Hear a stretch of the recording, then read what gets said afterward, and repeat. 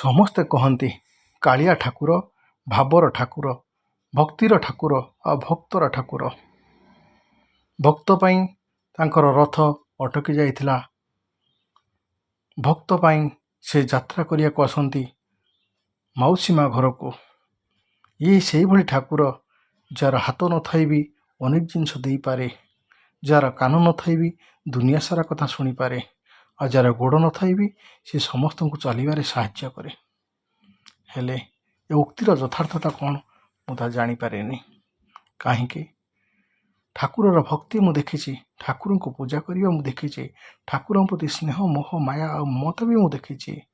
ଯେଉଁ ଲୋକଟା ଠାକୁରଙ୍କୁ ଏତେ ଭଲ ପାଉଥିଲା, ଯେଉଁ ଲୋକ ଜଗା ଜଗା ହୋଇକି ଦିନ ବିତେଇ ଦେଉଥିଲା, ଯେଉଁ ଲୋକ ଠାକୁରଙ୍କ ପାଇଁ ସବୁକିଛି ବିସର୍ଜନ କରିଦେଉଥିଲା, ଅନ୍ତରରେ ଭକ୍ତି ସ୍ନେହ ଆଉ ପ୍ରେମ ଭାବ ରଖି କେତେ ଯେ ପୂଜାପାଠ କରୁଥିଲା ତା'ର କୌଣସି ହିସାବ ନାହିଁ।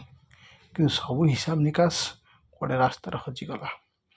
ଯିଏ ଜଗାକୁ ଏତେ ଭଲ ପାଉଥିଲା, ଯିଏ ଜଗାକୁ ପ୍ରେମ କରୁଥିଲା, ଯିଏ ଜଗାକୁ ଭକ୍ତି କରୁଥିଲା, ଯିଏ ତା ଜୀବନରେ କେବେ ଭୁଲ କ'ଣ ଜାଣିନି, ଯିଏ କେବେ ପାପ କରିବାକୁ ଚେଷ୍ଟା କରିନି, ତା'ର ଏଭଳି ଅବସ୍ଥା କାହିଁ କଲୁ ରେ ଜଗା? ଜୀବନର ସବୁ କଷ୍ଟଦାୟକ ଯନ୍ତ୍ରଣାଦାୟକ ମୃତ୍ୟୁ ତୁ ତାକୁ ଦେଲୁ।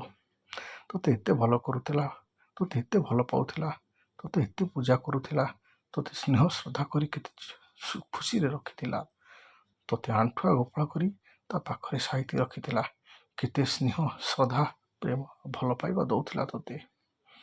କୋଳରେ ପିଲାଟି ଭଳି କୋଳେଇ କୋଳେଇ ତୋତେ କେତେ ପୂଜାପାଠ ନ କରିଛି ସିଏ ତୁ ତାକୁ ଏମିତି ଜୀବନଟେ ଦେଲୁ। ରାସ୍ତାରେ ପଡ଼ି ମୃତ୍ୟୁ ହେଲା। ଇଏ କ'ଣ ତା'ର କର୍ମଫଳ? ଯଦି ଏଇଟା କର୍ମଫଳ ତ ତୋତେ ସେ ପୂଜା କରୁଥିଲା କାହିଁକି? ଏତେ ଭକ୍ତି କରୁଥିଲା କାହିଁକି?